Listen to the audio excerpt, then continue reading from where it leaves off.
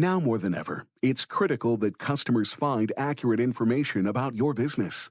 Local Works by Yahoo Small Business makes it easy to add, edit, and publish business information across 70-plus local directories from a single dashboard. Ensure your business is found with Local Works and save 10% today by using code LWPodcast.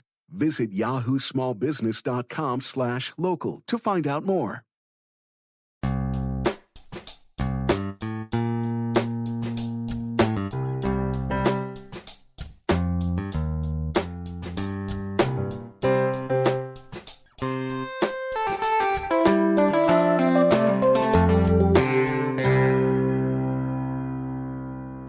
Welcome to Accelerate Your Business Growth with your host, Diane Helbig.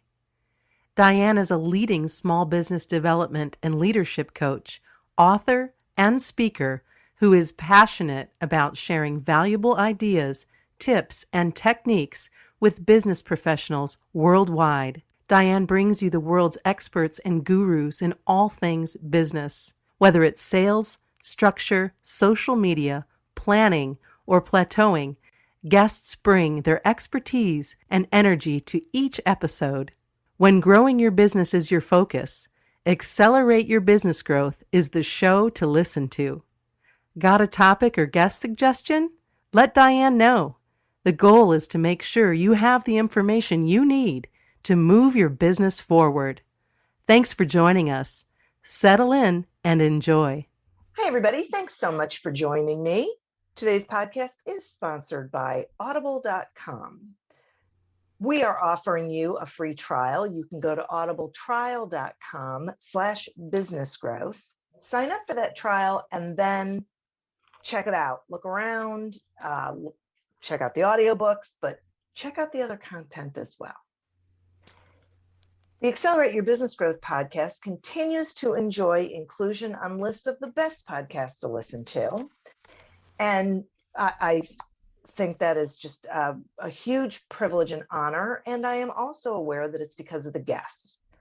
These are folks who have expertise in particular areas of business. They join me for a conversation where they share their expertise with all of you.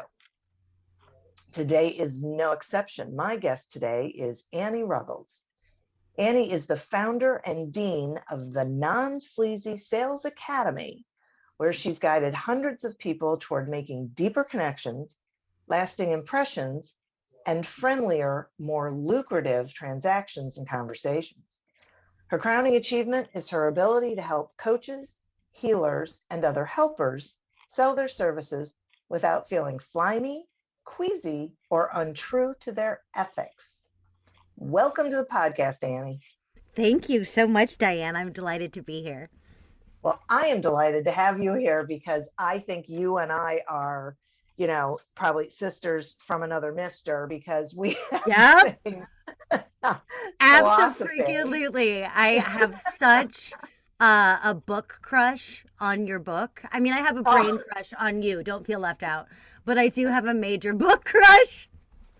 Because it's like, you must think it's you speaking.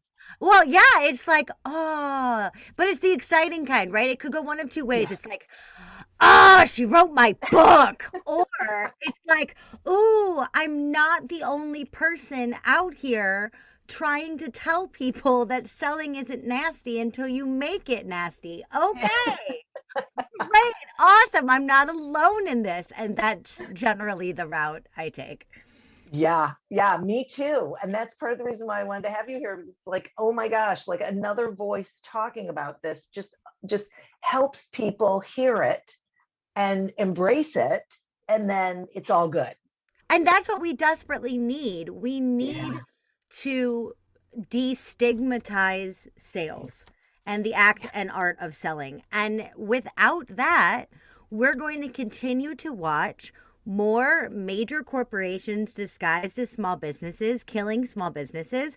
And we're going to watch more heart-centered, values-driven, I just want to help people fade away into a landscape where they can't hack it or think that they can't because their definition of selling is not true. Right.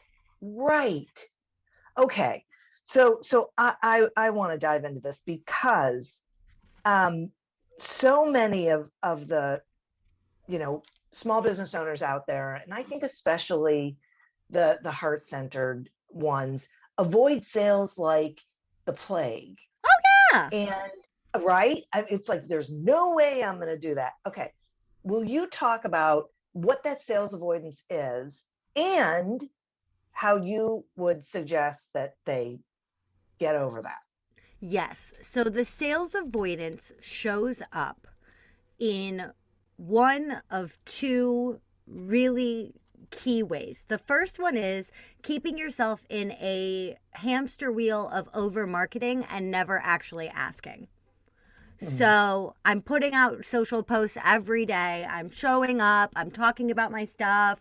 I'm trying to get more visible. I'm trying to use social proof, but I'm never actually saying, hey, here's how you buy, here's where you buy, here's why you should buy, and here's the price in order to buy. That's the first form of sales avoidance, is just straight up avoidance.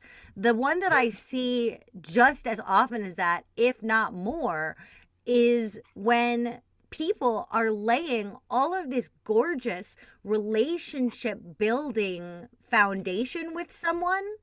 And then when it comes time for them to receive in exchange for all that they have given, they almost actively self-sabotage and shoot themselves in the foot in myriad ways, in totally changing who they are and employing a tactic that is not in keeping with their values or ethics, in, talking themselves out of the sale. I've heard that so many times, Diane. I'm sure you have too. But I've listened to hundreds and hundreds of calls where people literally will basically tell their clients not to hire them. What? What? And I'm all for not having clients that are not the right clients for you. That's one of the main tenets of not selling, is like, if someone's not a client for me, I'm not going to take that money. That is not what I'm talking about. I am talking about when you have an incredible rapport, when someone has their wallet in hand and then the seller decides to bring their anxiety, their bad feeling, their lack of confidence, their imposter syndrome, or any other combination of that casserole of nasty emotions onto the sales call where it has no place to be. And then the client, who 4 seconds ago was so totally ready for the transformation that they're about to undergo, that now they have second thoughts, now they have new objections, now they need time to think it over because the seller convinced them that maybe this was not their best interest. What? Okay. So I'm so glad you brought that up. That feels like it's an unconscious thing that they're doing. Is that fair?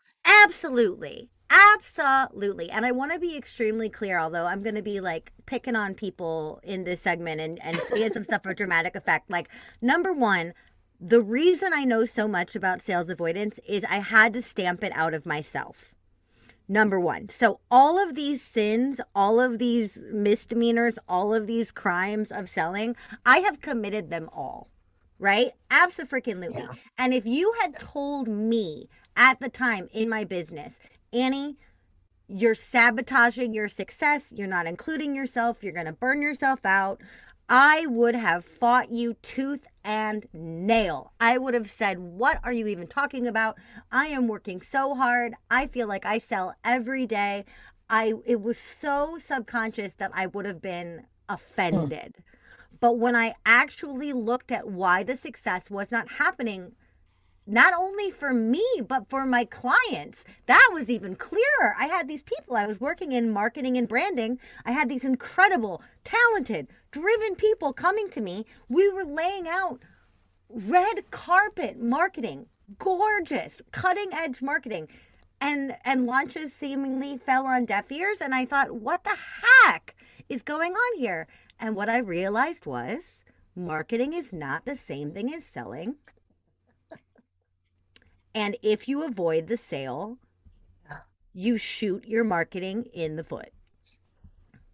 Right. Like, you shouldn't even bother doing marketing if you're not going to have sales attached to it. Exactly.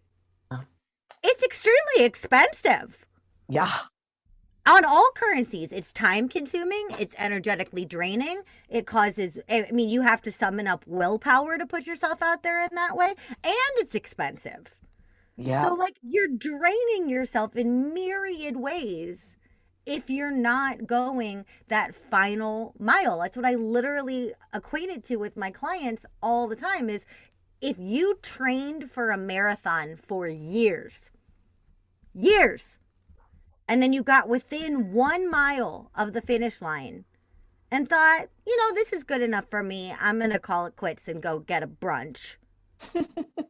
That is the exact same thing that you do when you market with so much intention, when you put yourself out there with such ardent desire to help people, but then don't actually ask if they are willing for you to help them. Wow. It's so true. Oh my gosh. Okay. So let's talk about asking for money in a way that feels good. Awesome. Okay. So how does someone do I'm like, that? awesome. Yes. I'm like, yes, let's do it all day. Go for it. Give us some ideas, because I think that's what I think people are thinking. They're like, okay, I hear you, but it still feels uncomfortable. Okay. So this is going to be, and I say this on like shows all the time because I am a very effusively loud introvert. I am an introvert, but I am a loud one. And so I understand the irony of what I am about to encourage people to do.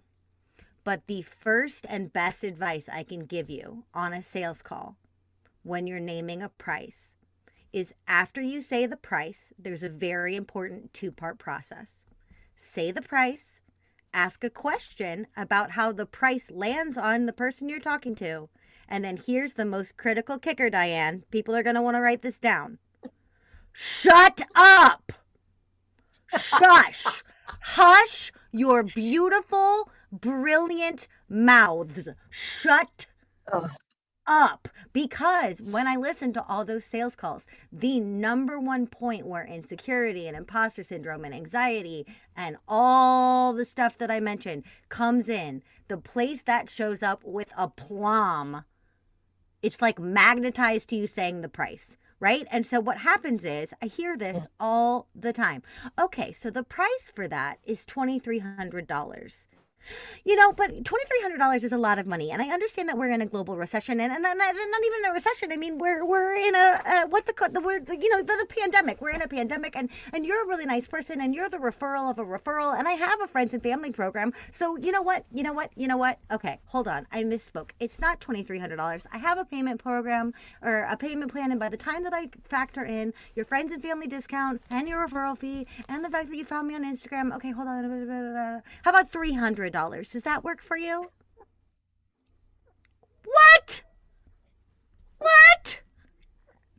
Don't do that. Say the price is $200 or the price is $2,300. How does that land on you? Or it's $2,300. Is that about what you were planning to invest? Or any other question that puts it back on them, and then shush up and let them think. You cannot make a decision when someone is squawking at you. I love that. I so appreciate it. And I think people need to realize that when they go through that whole thing, what they're really doing is saying to the prospect, what I'm offering you isn't worth even $300. Right? And all that confidence that you had up to that point. Yeah. Like, okay, guess you were putting up some bravado, babe, if you're not going to commit to your price point. And I am all for accessible pricing. I am a high priestess of the Church of Low Ticket. I love it. I don't have a problem with high ticket, but it's not the only way to sell. So it's not that I'm only an advocate for charging things that are not accessible. That is absolutely untrue. I love a good payment plan, and I love a good ladder of services with a graduating price point and all of the other tricks that you can do that are really just designed to help make you accessible. However, the main crime that I see, and when you boil all of this down, it comes down to the fact that we are selling from our own wallets. And our own wallets are not a good indicator of what someone else is willing to pay. Wow, that I've never heard that before. Put it in your next book. Quote me. You put it in your next book. All right, I will. And I'll talk about, and I'll quote you. But Thank no, you. but we do, right? Think of it this way. Yeah. So I am a sales trainer. And right now, I am relying on funnels that I have established and perfected over the last several years. So at this point, although I'm sure that there are blind spots in my business, hiring a sales trainer is not one of my main priorities. So if you asked me right now if I would pay my own rates for my own training right now, my answer would be no, because I don't have that need. But if you ask me the next time I launch something new and I'm really concerned about the holes in my business that I don't see, if I would pay my own rates for a sales trainer, the answer would be absolutely yes. Because in that aspect, I have a need, right? But when we go to people and we say things like, well, I know it's more expensive than what you were probably thinking, before you even say the price, you're insulting your own price. And so what we want is, in order to avoid a pricing objection, we put down our own pricing, because we're assuming that there's going to be a pricing objection there when there very well may not be. Because right now, in the middle of the pandemic, in the middle of everything going on, in the middle of freaking winter, there are people right now, at whatever minute you are listening to this, I guarantee you that someone is walking in to a store and spending more money than your highest ticket offering on a purse that they will use one time, and they feel great about that transaction. And if they feel great about it, I'm not judging it, right? If they were sold too well and they're happy and they want that purse to go on their shelf, I'm not judging it. But how dare you judge your own price points before you even say it? And that also goes for the tip that I see all the time, where people are like, isn't this so cheap? Weren't you expecting me to say so much more? And I'm like, you don't know that it's cheap. Like, you don't know that it's cheap for them either. Don't put your budget in your client's mouth. It doesn't belong there. Yeah, that's great. That is great. I want to pull on this a little bit as far as service providers pricing effectively. So, you know, really owning the value of what they do. Like I was talking to somebody earlier today about, it's not about the amount of time you spend, it's about your expertise. It's about the value that you're bringing. And so, you know, what advice would you give to someone who was trying to identify what their package price should be, or, you know, what their price point should be? The internet is literally covered in pricing data.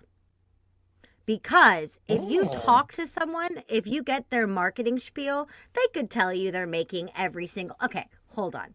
How many of us have seen a Facebook ad this very week where a coach says, I made $755 gajillion last Tuesday in 1 hour, right? We've all seen that. We've all seen that. And all of us are like, that smells like a bunch of BS. Or we're like, ooh, easy button, yay, depending on the day, right? Like, they all get us sometimes. But I can't base what I think I should price my competitive product or service for based on what my competitor claims to be earning in a Facebook ad. That's not going to work, right? But what I can do is I can go to their networks. I can see who in their client networks I know. If I have a good relationship with them, I can reach out and say, hey, do you mind if I ask what you paid for something? If you could say specifically it was this or that. Now, that I would only recommend doing if you have a relationship with that person, like they're also your prospect or your friend or something social. But the other thing is, who are your competitors? Go get in their pipelines. You're not spying on them. Use your real name. Don't be shady. We all check up on each other. You may as well be honest about it. But go see what they're charging and then see if the people in their world are happy with what they paid. When you get a good cross section of that with 2, 3, 4, 5, 6 competitors, you're gonna start seeing the patterns. And then you ask, is that price point, that's the median of what I'm finding, is that an appropriate amount to ask of my clients where they are on their learning curve? Because if your competitor that you look at is dealing with people that are more advanced than your people, then their price point's probably going to be higher than yours. Yeah, right. Or if what they're offering is a year-long mastermind, that's going to have very, very different pricing than a month-to-month call-based membership, right? So make sure you're comparing apples to apples here, but all of your competitors' pipelines are on the same internet that yours are. Yeah. Go do your homework, Nancy Drew. That is great. Yeah.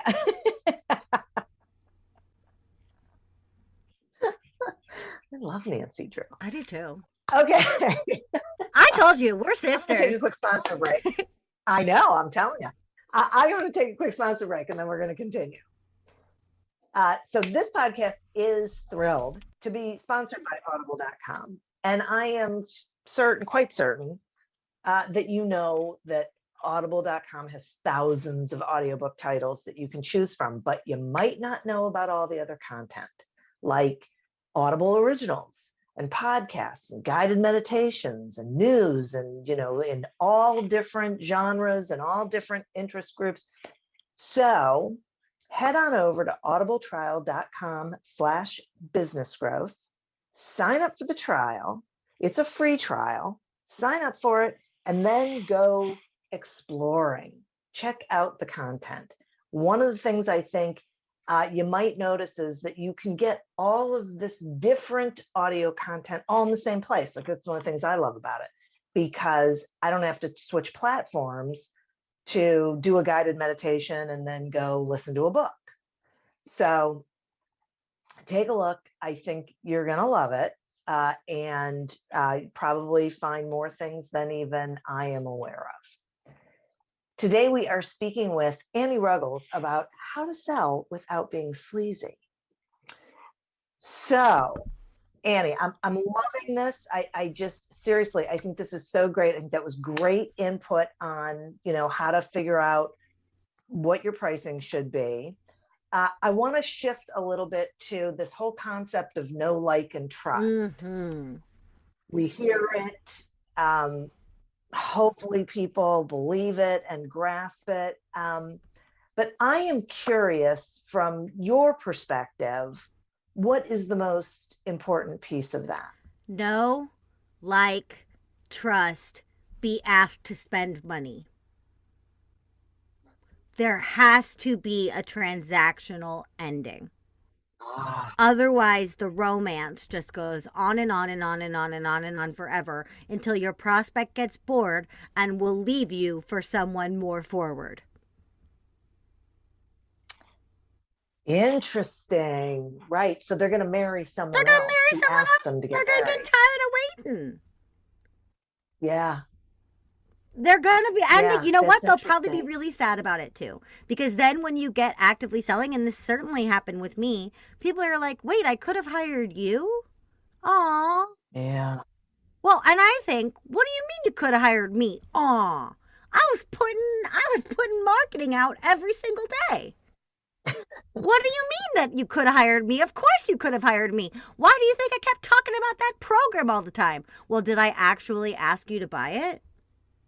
No. I told you where the Wow. sales page was. Did I actually ask you to go there? Did I give you a place where you could see everything laid bare, all about what I provide, why I provide it, how it's delivered, what quality standards I have, what guarantees I offer, what pricing I offer, how I take payment? Have I said any of that to you? Because if not, then I'm dating you forever and you're getting sick of it. Yeah. Because that's what So- no like trust is. No like trust is relationship marketing dating. Right? It's your meet cute, Yeah. you meet them, they meet you. Okay, you're aware of each other. They get to know you through that. And they're like, wow, this person's really smart and savvy and generous and cool and fun and whatever you are, right? And then they're like, wow, this person, I'm getting a good impression for them. They're not employing a bunch of sleazy tactics. They're not twisting arms. They're not putting me down. They're not being rude and horrible about my pain points, but they're also addressing them. I really feel like I could trust this person. I really feel like I could open up and partner with this person. Okay, I guess I'll just sit here and continue to absorb their free content until one of us dies. No! No! And honestly, as much as I will joke and scream about it, that final missing piece has killed more small businesses Yeah. than I can count, because we're told, well, if they know me and they like me and they trust me, my business will be successful. Yes, you will have a liked and known brand if you work hard to be visible, if you work hard to provide content, if you work hard to provide value on various platforms. Awesome, amazing. But at the end of the day, you have to put yourself out there with a willingness to receive and a system to back that up, or your business will fail. Yeah. It's so, I mean, I feel like there's a lot of assuming going on, that a lot of small business owners are not realizing that they're leaving all the activity in the hands of the prospect Mm-hmm. instead of guiding that process and Mhm. guiding that conversation. Yep. Yep. I mean, we've all experienced this in, a sales floor situation where you'll go into, I don't know, any of the places where, people have different styles toward, I'm going to be the first person to say good morning when they walk in versus I'm going to hang back and wait to see if I'm asked, right? Like all my friends in Uh-huh. retail will tell you that different clients require, different brick and mortar sales approaches. And that's totally fine and true. But we've all been the buyer in a room full of wait and see salesmen. Yeah. And the second one approaches you, you're like, fine, I guess I'm going with you because I'm tired of standing here being ignored, even though every single one of these people had told me, hey, welcome to Best Buy. Okay, thanks for welcoming me. Will one of you please show me where the speakers are Yeah. and help me decide which one to buy? If not, I'm just going to stand here until ultimately I either go up to someone with a bad brand feeling in my mouth and beg them to help me, or I'm going to go, you know what, I'll go home and I'll order it off Amazon. At least I can read customer reviews. Don't do that with your online business or your brick and mortar. Be proactive in the sale. You don't have to ride them. You don't have to annoy them. You don't have to arm twist them. You do have to say, if you have a problem, I will solve it. This is where you go to enlist my help. That's it. Just tell them that. Just make that one final commitment to cross that finish line. If you don't, you're leaving your client in the lurch. Yeah. And Oh my gosh. I'm so glad that you just said that, because I think people don't realize that the the I mean, I know from personal experience, like the impression you get is, well, okay, then I guess you don't want my business. Well, okay, I guess you're not interested in helping me solve a problem. So, okay, I Mhm. can take a hint, Yeah. right? Or even people that don't take it as a bad thing will then start to test your boundaries. And this happens a lot with my coaches, healers, and empaths, who I call my ask avoidant do gooders, right? Where people will say, well, so and so has given so much to me and has never asked a single penny of me. Amazing. I'm just going to keep picking their brain forever. Yeah. This is the best. Why would I pay if I don't have to? And they're not thinking it in a mean way. They're Yeah. not thinking that they're hurting your business by consuming the content that you're freely giving. They're thinking that they're helping you by commenting on it or sharing it with their friends, or every now and then they might send you a referral, kind of, but say like, I think she's selling something. I'm not really sure. But anyway, you should follow her on Instagram. That's the referral? No. No. Right. That's not a referral. Right. Not a Right. referral. Yeah. And really, the impression that the business owner is giving is, this is what I do. I give it away, right? You don't have to buy it from me. Right. Yeah. And generosity within boundaries is gorgeous. Mm-hmm. Generosity within boundaries is truly a virtue. But generosity with no boundaries, as Yeah. a small business owner, I call that martyrdom by marketing. Yeah. Right. Right. And then when you think you're serving, you're really not. No. Yeah.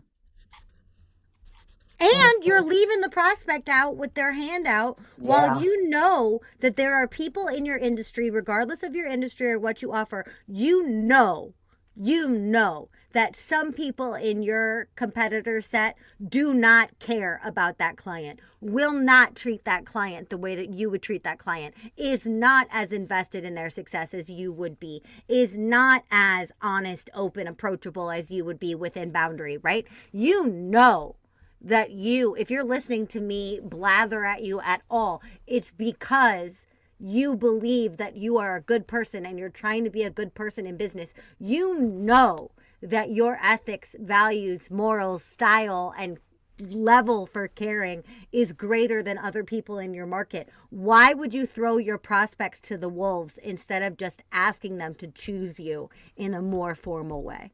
Ah, good. That's a great way of looking at it. Huh.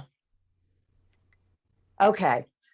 So what do you say to someone who says to you, okay, but selling is manipulative? Yeah, it is. It totally 100% is.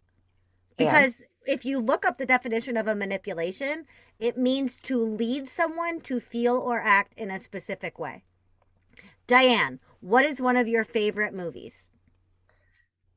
Steel Magnolias. Steel Magnolias. Ugh, drink your juice, Shelby. Okay, so when you're watching Steel Magnolias and Weezer is making you laugh and Yeah. Sally Field is making you cry, Yeah.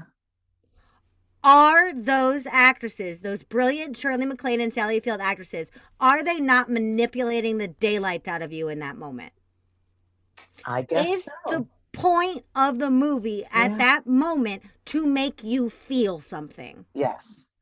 Therefore, that movie is manipulating you. Mm. 100% just totally true. But here's where we get stuck. Sleazy selling manipulates the buyer or prospect to buy whatever the seller wants, regardless of what the buyer needs. That is not only a manipulation, that's the budding, joy of a con or selling under duress. Okay. Yeah.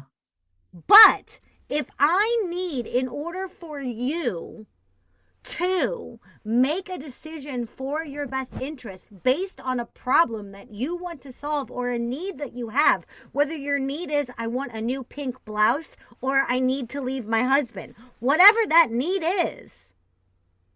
Whatever that need is. Oh my gosh, I lost my train of thought on that. Pink shirt. Selling husbands. What am I even talking about? Right? No. But if I'm helping them get over the hurdle of resistance, if I'm helping them get started, if I'm helping them cross the starting line, then am I manipulating them? Yes, I am. But am I manipulating them against their own will because it is giving me a thrill? No. Absolutely not. But if you're selling someone something and you're helping them see the truth of the situation, the truth of themselves in the situation, then you're not doing any more manipulating than Sally Field is. And actually, you're doing even less because Sally Field is playing a character and you're telling the truth. Right. Okay, so really, the feeling that I have is that there's a negative connotation around the word manipulating. And so there's negative, bad manipulation, and there's positive, good manipulation. And you just have to be in the right headspace, right? You have to not be trying to get one over on someone, get them to buy something they don't need or want. Make yourself a solemn vow in whatever way that means to you, but make yourself a solemn vow that you will never sell someone something that they do not want or need. And if you make that solemn vow, and if you take it seriously, and if every time you walk into a selling situation, whether that's a networking event, a sales call, a speaking gig, a podcast interview, whatever it is, if you say, I am here to provide value and receive compensation if it is a good fit, then you're not going to hurt anybody. Right. Because your mindset's going to be in the right place. The pain is inflicted when you sell someone something that is not right for them. Yeah. Make yourself the one promise that you won't do that, and you will have a blameless selling style. You will be above reproach. And you will also set yourself up for better customer service issues because you're not going to have a whole lot of buyer's remorse. You're going to have some. There are always people that are going to have a little freak out or sticker shock or, an expense comes up and they can't afford something anymore. Life happens, right? But you're going to have so many fewer customer service disasters when you're only selling to people that are that right mutual fit, when you're only selling in a way that's a true win-win. And most people wouldn't dream of doing anything else anyway. So the majority of people that are promising themselves that they will only ever sell what someone wants or needs, they're probably already only selling whatever they want or needs, but they're giving themselves the permission slip to go ahead and sell. Right. That's exactly it. And I think that when they make that promise to themselves and they realize that probably is what they're already doing, that's empowering, right? Because it's liberating. That's what I always say to people. Listen, what I'm about to tell you is liberating. You're going to love this because I'm going to tell you not to do all the stuff that makes you uncomfortable. Yeah. Right? Because that's the sleazy part. We're not going to do. Absolutely. The arm twist is the sleaze. Yeah. We think it's the pain. Talking about the pain, it's not. The pain is a necessary part of it. We buy things to solve problems. It's how we treat people in relation to their own pain in the form of the arm twist that makes it sleazy. Right. Yep. Well, yeah. And of course, you're preaching to the choir with me because I totally am on board with this. Because you literally wrote the book on this? Yeah. You're right. I did. because this is, I was in sales. I mean, sales, right? I was someone who had to, and I fought it tooth and nail at the beginning. I didn't want to be a salesperson. And then I realized, okay, wait a minute. I don't have to be like that. I can be over here problem solving with people. I can be honest with them. I can, say at the outset that I'm not going to try and sell you anything. Let's have a conversation. And let's have a conversation. Right. My version of that, I tell clients at the beginning of my calls, this will become a sales conversation if and when we mutually decide that it should. Nice. Right. If and when we mutually decide that it Yes. I love that. Yep. It's so liberating for the listener. I have been told by more than one client that they hired me in that moment. That is the first thing I say after I say hi. Because what they're expecting is for me to come in and cram my spiel down their throats and then force a decision out of them. What I say instead is, listen, I want to get to know you. I want you to get to know me. I got questions about you. You got questions about me. We're going to answer them. And then this will become a sales conversation when or if we mutually agree that it should. Then people go, okay, sign me up right now. Because if you're going to teach me how to sell like that, that's what I need to know. But to me, I was like, damn, I was just being honest. Yeah. People should be writing that down or listening to this over and over again, because that is gold. It's so great. It's just, it's so liberating for everybody. And people are listening to this going, well, I could do that. I could say that. Well, yes, you could do that. Of course. You came from a background in selling. I came from a background in service. I did not want to sell at all. And my only history with what I thought of as selling at that point was selling other people's stuff when I had to. Like my college jobs when I sold happy hour parties in a bar basement filled with roaches. Like, that's what I would associate with selling, is like, hi, would you like a free party? And having to make that call like 600 times a day. Like, that is what I thought selling was. Because that was me cramming a spiel down people's throats. And so one of the first things I thought was, what if I never put myself in charge? What if I always make sure that the buyer knows that they are driving and I am just navigating? What if I could build them up into a position of power at the very beginning of the call? What would happen then? And what happens then is people are real with me about their actual objections so that I can help them handle them.